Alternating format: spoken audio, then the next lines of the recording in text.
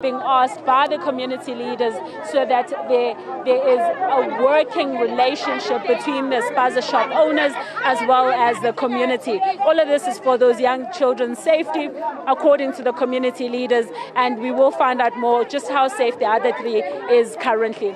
Have you spoken to the shop owners that have been impacted by this, Nobile? Well, Michelle, we are going to try to move much closer to those shop owners, but in the meantime, there's a lot more community members here, as you can see. So the community has sort of taken over the streets. But let's try and get some of the shop owners that are here, assuming, of course, that they are the ones that might own the spaza shops. Sanbanan, are you guys the shop owners? Anyone owning a shop here? One shop is there. Yes. Where's your one? Have you given them the chips? Chips.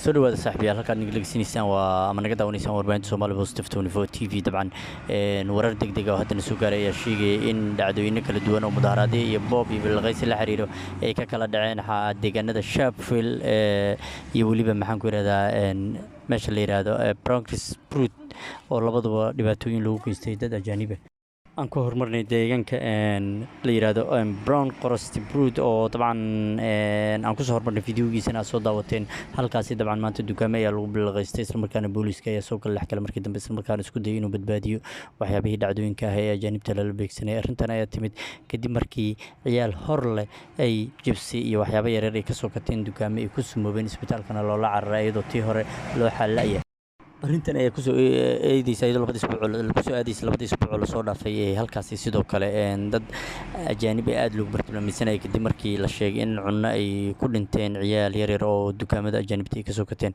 arrintan ayaa aad u lahaysatay markii dambena booliska ayaa soo kala xakalay warkan degdeg ah dhanka kale deegaanka Sharpeville oo isla qooteen oo maalmahan dhibkii ka taagantahay waxa la sheegayaa koox maxaan ku raahdaa ajaanib oo dukaan la sida la sheegay in Ethiopian ay dileen nin South African isla markaasna meeshaas qallaas uu one of the foreign nationals here will give his side of the story. Thank you very much, sir, for your time. I know you are busy. I see cars are parking here. You can tell us about the incidents and how do you feel about it? What do you think needs to be done? Actually, we are feeling very bad, We are here to come make a business, not to fighting and not to shooting the people. So since from the last week, they are in location, they are fighting. So this thing is... What are they fighting for? They said legal, illegal, all foreigners must go from location. So I don't know what is the reason for. And I heard yesterday they shoot one South African local. Then start from there, they are looting all the shop in location.